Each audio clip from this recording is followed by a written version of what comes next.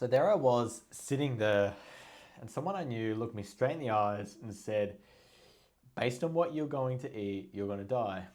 It's a pretty bold statement, and I'm not quite sure really he necessarily had the best interest looking back, and it might have just been based on what he knew.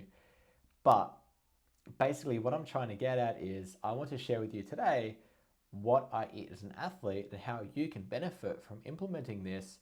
Now, of course, the more you implement from what I'm saying, the greater benefits I feel you will have, and the sooner you'll be able to realize your fitness weight loss goals. But of course, you don't have to implement every single one of these steps. It's up to you. I won't force you. But based on what I've experienced, I've been able to, have tremendous results. Like, for example, you want to save money on your grocery bills. You want to not have to chuck food out. You want to feel really that you're getting a lot of bang for your buck in terms of nutrient density. You want to feel even more recovered as an athlete. You want to be able to hit the workout even harder the next day. You want to feel mentally sharp. You want to feel inspired every time you cook and eat, opposed to sad, worried, crunching numbers, trying to figure out how to afford your grocery bill, because obviously everything's going up, right? And the great thing about this is it's relatively kind of low in terms of what you would pay for it versus what you will get out of this. And if you listen along, I'll give you lots of bonus content and tips to save even more money, right? So what do you have to lose? Money, exactly right. Cool. What is an athlete? Here we are. Let's go. So simply, I have been writing to, I guess, university or work for what's 4 to 6 years now. And what happened was basically my dietary choices, lifestyle shifted somewhat in 2019, probably for the bigger part, but also 2015 somewhat too. I had two major health scares, and as a result of that, I felt quite low, disempowered. I felt everything was kind of hopeless, and what's the point? I kind of didn't feel in control of my reality, and it made me feel quite weak in terms of what I could actually do to make a difference. But kind of reflecting on that now where I'm at, I'm able to kind of see that you actually can make a difference, and you can make a difference every single day, 3 times a day, simply by what you eat, or in case of snacking and eating between meals, also what you eat more than say 3 times a day, for example. If you're quite an active person, so you're eating lots of food, right? That's kind of what I want to share with you today, and how you'll be able to kind of benefit from that. So first situation is, or first instance is simply breakfast, right? Most important meal of the day. See, for me, I kind of vary what I have for breakfast, but for the most part, it's pretty much the same thing day in, day out. Why? Because it's easy. It's like Steve Jobs. He has an outfit, he wears it every day, doesn't have to think, it's just automated for him. That's kind of what I like to achieve. I have a smoothie with bananas, a bit of sugar, oats, chia seeds. Sometimes I'll have berries instead of bananas. I'll add blackstrap molasses, which adds further iron content, which in case so if you're doing exercises like running, cycling, your exercise will kind of take up some iron, meaning you'll need to replenish. Great way to do that really easily to add to your day is simply add blackstrap molasses into your smoothies. You can also add spinach as well. You can add like protein powder, of course, whatever you want. But for me, it's generally bananas, a bit of soy milk, what do you call it? Soy milk, oats, a bit of sugar, and that's it. It fuels me. And of course, you might be thinking, well, kind of why this? What are you eating this? So for me, I like to eat fruit first thing in the morning and kind of get that in me, because we know fruit is very good for us. It's full of lots of really good vitamins and minerals. By not having to cook fruit, much like kind of vegetables and other foods, fruit kind of you get to enjoy a lot of the nutrients that are in the fruit. So when you kind of cook food, it kind of does somewhat lose its nutrients. But the benefit of having fruit, because it's fresh, you get to have an abundance of vitamins and minerals into your body first thing in the morning, boom, to prepare you for the day. I think, breakfast, in my view, is kind of almost like a perfect opportunity to have lots of fruit first thing in the morning, right? To hydrate your body and make you feel fantastic. And to get those liquids up and hydrate.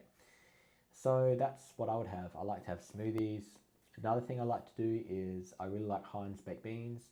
I have them, just the simple plain tomato sauce ones, and then I add some baby spinach to that, and then of course I just put it on some toast. So you're getting the benefits of beans, spinach, and of course, because it's in a tomato sauce, that acidity will help absorb the iron in the beans and also the spinach. So that's what I like to kind of eat for, like eat if I want to eat a warm breakfast. Sorry. But then, of course, now then that transitions us into kind of like snacks or early morning. I also like to enjoy, again, fruit, like I said. I really like having apples. I like probably my favorite apple at the moment is a Kanzi apple.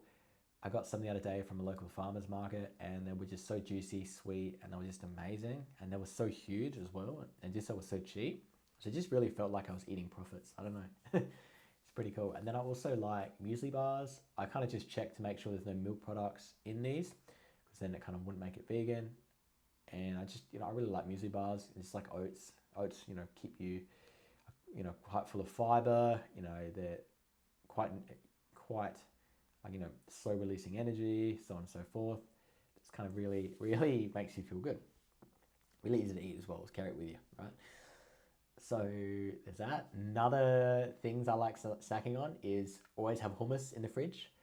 Hummus is like the chickpeas that's kind of blitzed up into this beautiful like kind of dip. All right, you can have it with baby carrots or even baby cucumbers. Top tier snacks right there, those two, because you're getting the benefits of kind of having fresh vegetables, cucumbers, fruits, and simply having that with the the additional protein and nutrient denseness that is chickpeas, right? So good. So you kind of like having your vegetables too. Not vegetables, legumes. Legumes? Yeah, chickpeas are legumes. So that's kind of cool. So then this takes me to lunch and dinners. See, for me, I work a 9 to 5 job, so my lunch and dinners are almost somewhat interchangeable. See, for me, what I like to generally have for lunch is some type of curry with like lentils or beans with a rice. Because what I like to do is a 60-40 split of 60% rice and then 40% the curry. I like to make dal, which you've seen me talk about in previous videos and seen me cook. That's super easy for me. I don't have to think too much. Of course, in that dal, I like to add starches like carrots, maybe spinach, spices, of course. Add some tomatoes or tomato puree to really have the benefit of that. I like to also cook it with a iron ingot, so it helps to infuse further iron into the dish. Again, as an athlete, it's quite easy, the more you exercise and the more you want to conquer a mountain, to quickly develop what's known, or if you're not careful, athlete's anemia. So by having means in place throughout the day to have just additional elements of iron in your body ingested, smoothie in the morning, and then also, for example, the dal with the infused iron, and then baby spinach as well, you're just really trying to keep those levels really high, right? And then there's also what I like to do for dinner. So for dinner, I'll do a number of things. I like to cook either like sauce-based pasta with say broccolini or just plain sauce with some, say for example, olives, capers, like I like puttanesca. I like to cook that. I'll also like to cook a really hearty Italian soup. So for example, lentil soup. So for example, lentil soup. Simply with that, you're going to sofrito some onions, carrots, celery, and then also some, what else do I put in there? Sweet potato. You can also, instead of onions, use leek. I meant to say leeks. And then, of course, you're going to add your lentils, cook them for about an hour. You add a bit of tomato puree. And that's going to be a really hearty dish. I like to add, of course, a bit of pastina, which is small pasta, to my dish. To, again, just add more of that, I guess, sustenance or kind of bulk the meal. It's almost like when I cook the lentil soup or a type of Italian bean soup, like I'll have, I don't know, four liters worth of it or whatever. But the thing is, if I portion that out in all these containers, you can get even more out of it by adding that like serving with some water, bit of salt, add some pastina into it as it's cooking, which will then thicken the soup. And then you've got this really like even more carbohydrate dense, which is perfect to refill your glycogen, which you haven't talked about yet. So as an athlete, you need to understand that you need to keep your muscles full of energy. And you can do this by having carbohydrates. Carbohydrates convert all into glucose. Glucose is stored in your body as glycogen. So it fills up your muscles with energy. And then when your body needs it, it releases that, right? Which is awesome. There's also, where is it? Sucrose is it sucrose? Fructose. Yes, sucrose, which is white table sugar, is a 50-50 split of glucose and fructose. Fructose is in like fruit stuff. So that's, I'll kind of talk about that again, but another video. But again, basically carbohydrates are all sugar, and sugar, which you'll eat in form of pasta, rice, legumes, will be stored as glycogen for your muscles to use. They can store between 400 and 700 grams, so you need to always be eating and fill up for energy, so you can feel for the next day, ready to smash out your workouts and smash out as an athlete, because you simply need fuel. You can't, a lot of people will talk about training fasted, but those people are often having quite a lot of caffeine, or they're not really able to push themselves as far athletically because there's nothing really in the tank. So they're not really able to get the best performance because they're not kind of like, I won't get into it too much, but for me, I notice that like for my runs first thing in the morning, if I have a really hearty meal the night before, I feel full enough to attack the workout, but not so full. Like if I was to eat in the morning before a run, it wouldn't work because your body has to convert that and diverts blood away from your legs. But if you're actually able to eat the night before and have that stored ready to go, just a little bit of water in the morning, that's actually, it's like you're filled up, but you're super light. So it makes it just easy to do your workout. Cycling is a different story because you can actually have a smoothie or have a big breakfast and then like your beans on toast and then ride because of how your like body can kind of do its thing. But of course, if you're trying to still get the best out of your body from a cycling perspective, then you don't really want to put too much first thing in the morning if you're trying to really, push out a certain, volume or output for a certain amount of time. Now, to kind of go back to my bonus tips, which I was promising, sorry, but if you've listened to this long, I'm going to give you more bonus tips about kind of how to save even more money. So first instance, you want to buy dried beans, dried lentils, dried beans, because they'll cook up, it's like what beans are like double their weight when you cook them in liquids. So it's like 1 kilo is like 2.5 kilos, which is nuts, right? It goes up. It's cool. It's like an investment. So that's always tick, buy in bulk. And on that point in buying bulk, go to your local farmer's market on the weekend and bring cash. See, the thing is, I was able to go to my farmer's market, spend $7 Australian, and get 15 kilos worth of bananas.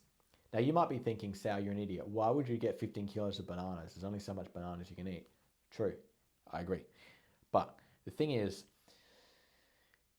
I let those bananas ripen, so when they were really nice and brown and had lots of sugars in them, again, more glucose, more glycogen, more absorption, more energy to kick some ass, kick some goals, right? Conquer mountains.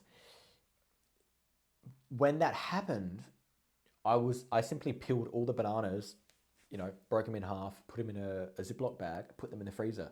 Boom. 3 months worth of smoothies, breakfast sorted, just like that for $7. I'm not gonna be some fool and go to like the supermarkets in Australia, which is like Coles, Foodland, or even say the organic store, and spend anywhere from $3 to $5 to $6, $7 a kilo for bananas, when I've effectively gotten 15 kilos worth of bananas for $7. Like I'm pretty proud of that. Like you know what I mean? Like similar when I was talking about the Kanzi apple before, I think I was able to get a kilo of them for $2, maybe $3. These were some big apples as well. So generally apples are like $5, $6 a kilo, sometimes even more. But these apples were just so sweet, so juicy, and they were like such a good deal as well. Like you just felt really amazing. So to kind of like recap, and I guess another thing to talk about for dinners is I would also like to, or lunches, I mean, sorry. Sometimes I can do a sauce pasta and then cook a lot of pasta. So I'll make a really nice sauce, a big volume of it, and then cook like a whole packet of pasta, have a bit of that for dinner, and then leftovers is like 2, maybe 3 meals worth of, what do you call it? 2, 3 meals worth of lunch because you've kind of got the sauce and the pasta already cooked. You just have to heat it up in a container, right? Now, I guess for me, when I reflect on how I've been able to get a lot better at cooking and how I can think of it in these ways, in terms of what I have for breakfast, lunch, and dinner, and how I optimize it the best way to how to save money, it's by A, living alone or like living at home and having to cook and think for myself, but also particularly getting better at cooking and challenging yourself because I'm really into that. I would recommend, or I kind of thought of, because you might think, okay, he's vegan, right? You can't have eggs, you can't have meat, you can't have chicken, you can't have fish, you can't have a lot of things. You can have butter, you can have like Nuttelex or oil, anyways. You can't have a lot of things, right? True. And if you think about that and think he's actually depriving himself, so what is he going to cook? That's one way to think about it. But the way I think about it is there are so much fruit and vegetables, legumes, plants that I can eat and consume. I'm almost overwhelmed with variety. And if I bring this to an analogy, which is something that kind of will tie into the conclusion, there's a show I watched as a kid, or which I like watching, which is called Hunter x Hunter. And there's a character in it, I'm not going to go too much into it because it's spoiler territory, but basically there's a character who wants to get quite a lot stronger.